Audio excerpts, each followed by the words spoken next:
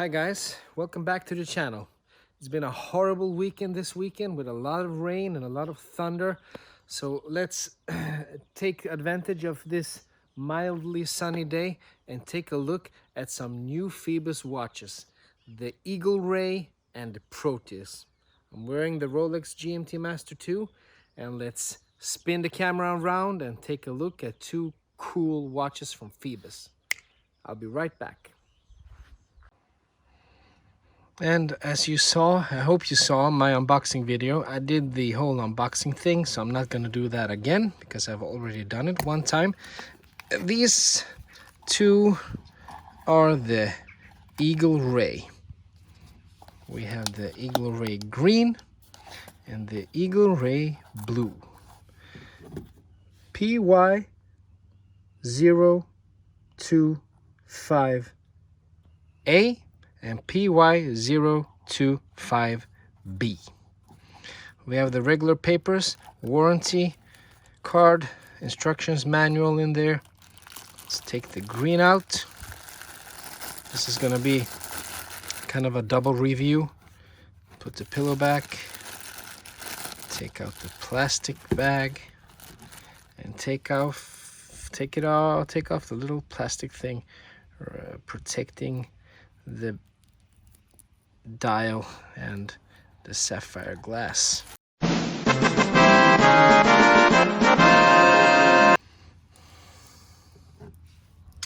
And here they are, blue, green, looking really good.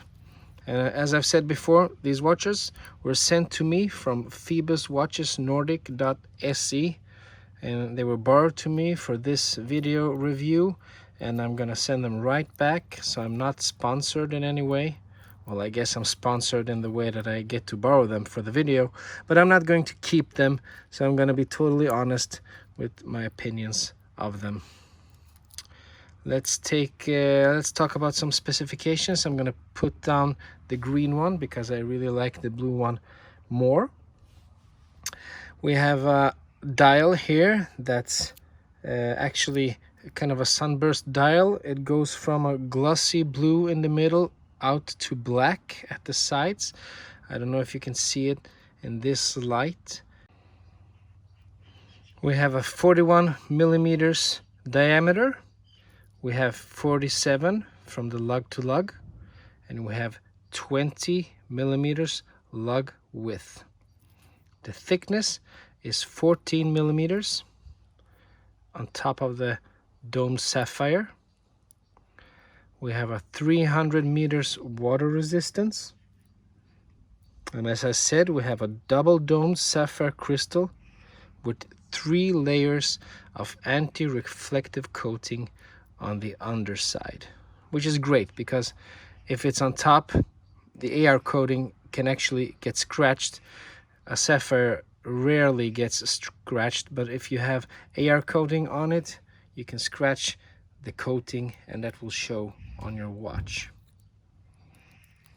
Bracelet looking really good.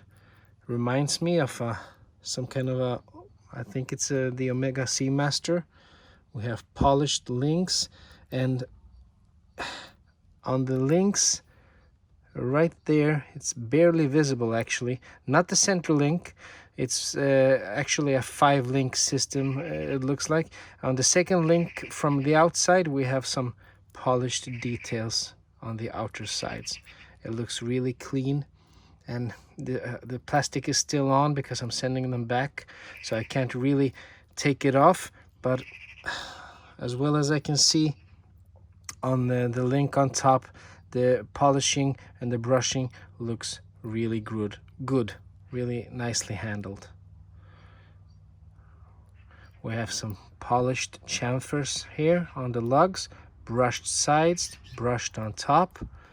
The bezel with a ceramic insert, 120 clicks, unidirectional. Assuring clicks. We have a little back play,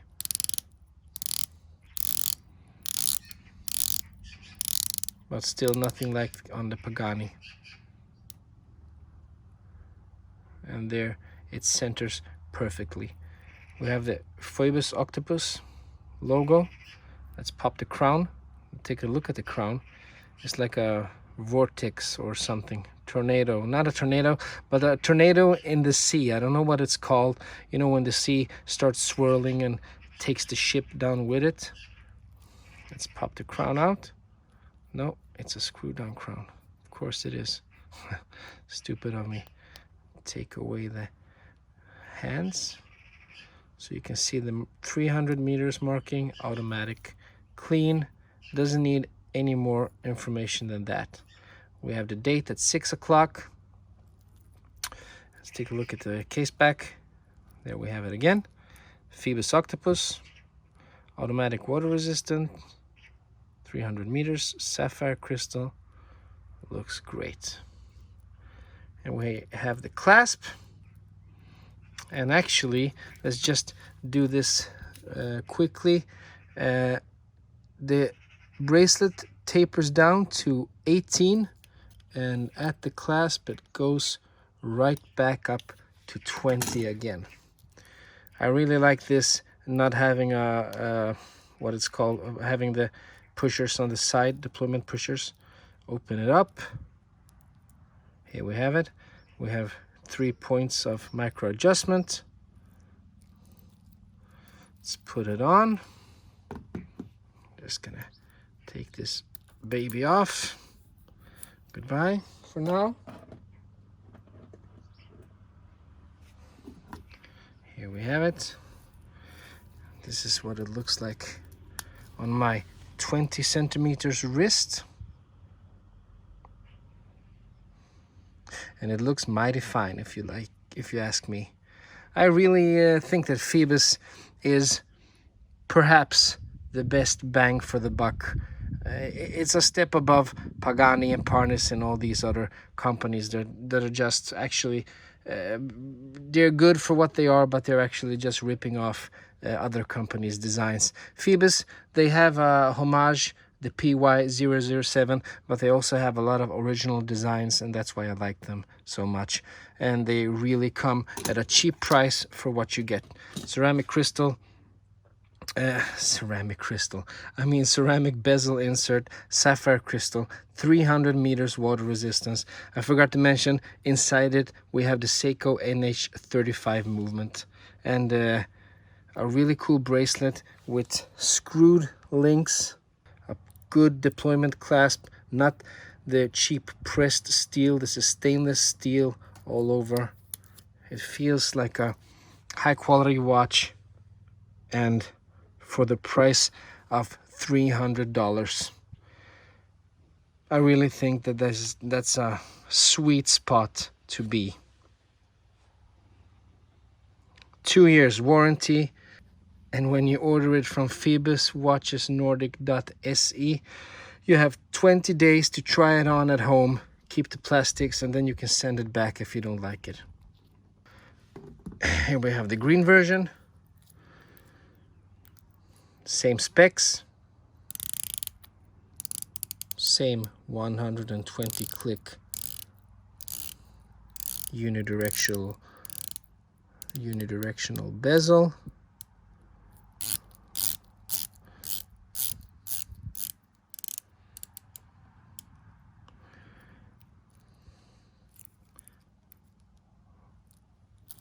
Looks the same, case back is the same.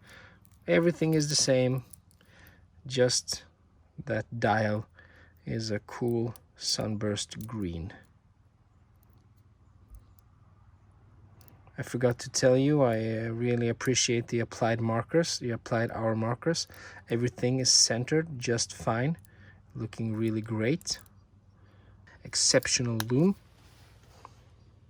15 layers of Super Luminova BGW9 on the hand, indices, and the bezel markings. Looking good on the wrist. I'm really not that critical when it comes to watches because I'm a easygoing person. I really love everything from a cheap Pagani or a really cheap Casio to a really expensive Rolex or a high-end Grand Seiko. I usually love them all, so I don't usually find a lot of faults in watches. That's not my kind of thing to do. I'm not that kind of reviewer.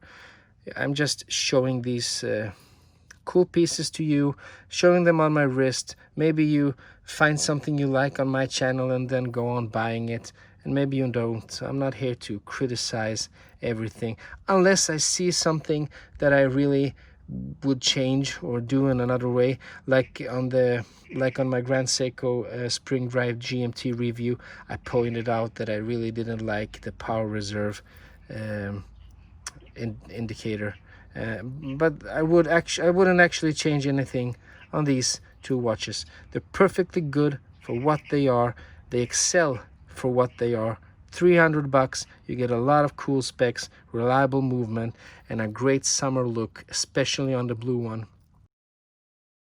The only thing would be that it's a little back play on the bezel, but at this price class I'm not expecting a perfect bezel when you can't even get that on a Oris for $1,500 or $2,000. So it all depends on what you expect for the price point, and these are some really cool watches at a really low price. So anyway, I hope to see you again in the next video, but until then, have a really great time. Bye bye.